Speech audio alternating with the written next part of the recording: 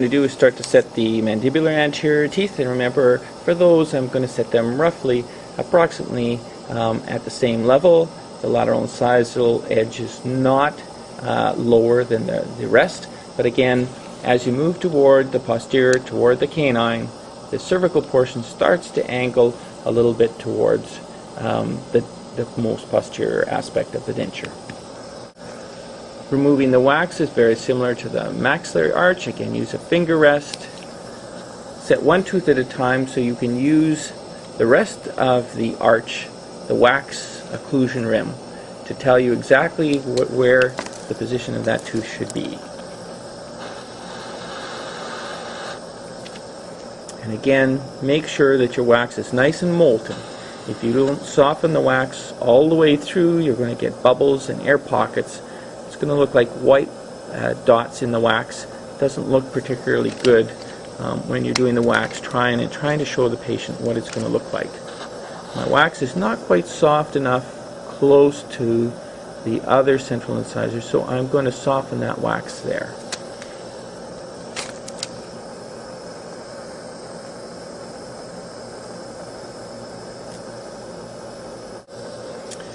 Taking a look at it from the front, you can see it's a little bit higher than the adjacent lateral incisor or central incisor, and I want to take a look from above as well and take a look at the neck.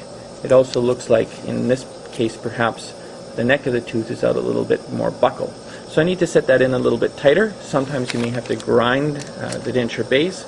In this case, I've still got a little bit of wax left, so I'm going to soften it down below, underneath where the neck of the tooth is, and see if I can move that without having to do any grinding.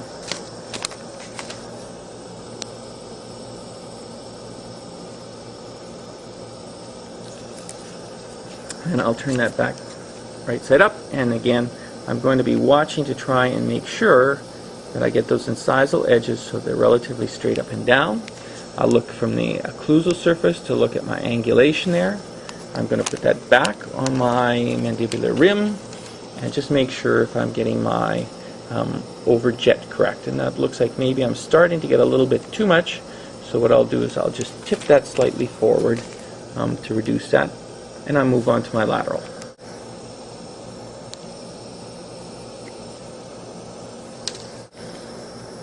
Again, making my wax molten right up and next to the adjacent tooth there. Seating the lateral incisor in the molten wax, making sure the incisal edge is even. Looking from above, trying to make sure that I get the angulation of the teeth as they come around the corner, so it's not flat, so that it complements the arch form that the patient has. Trying those back on my articulator, and taking a look at both the axial alignment and my overjet. And you can see things are a little bit askew there. I've got the tooth is at a bit of an angle, so I'm going to change that now. So again, I'm checking to make sure my overbite is even. If you get one mesial or distal aspect that's not right, you have to use your wax spatula to adjust that. Taking a look from above and making sure that I'm following the arch form there. I'm probably going to take away a little bit more wax. Again, if you get too much wax behind the tooth, you're going to find that it's harder to move the tooth in the wax, and I can soften that wax up a little bit to make it easier to move. Okay.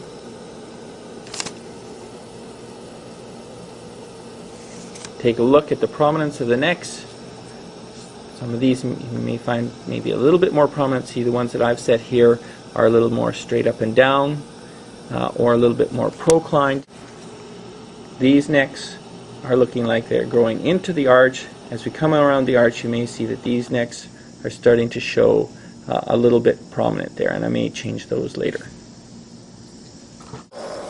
The mandibular canine is the last anterior tooth I have to set.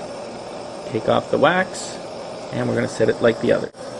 We've got our wax all molten.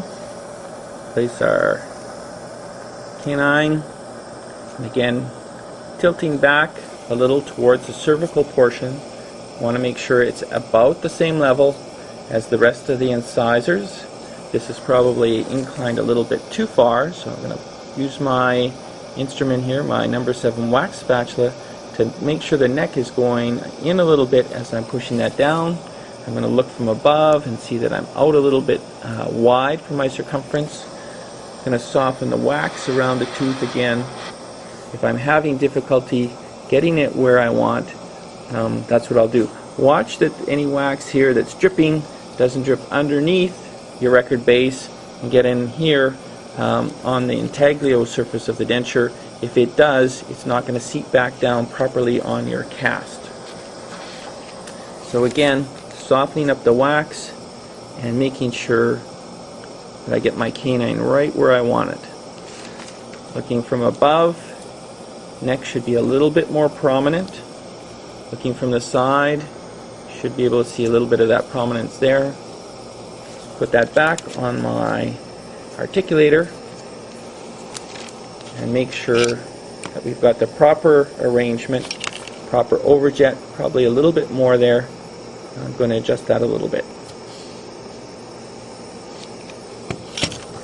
Don't know if you can see this, but it looks like the canine is actually a little bit further forward than where we want. We'd like the tip of the canine sort of in between this embrasure, and it's a little bit anterior to where that is. So I'm going to actually move the whole canine back just a little bit. So I've just warmed that up and moved that back a little bit. You can see that I've got a better arrangement there than what I had before. Although you can see that I've got the tip of the canine in a better relationship where I want. Now you can see that the canine here, the maxillary canine, is a little bit wide. I'm actually going to tilt the distal portion of that canine around a little bit so that I get a better relationship with the posterior teeth as we round that corner. To do that, I need to soften the wax both on the palatal surface and on the buccal surface, and I'm just going to twist that so that the posterior surface of the canine is pointing a little bit closer along the line of the rim that I have in the mandibular arch. That'll give me a better relation.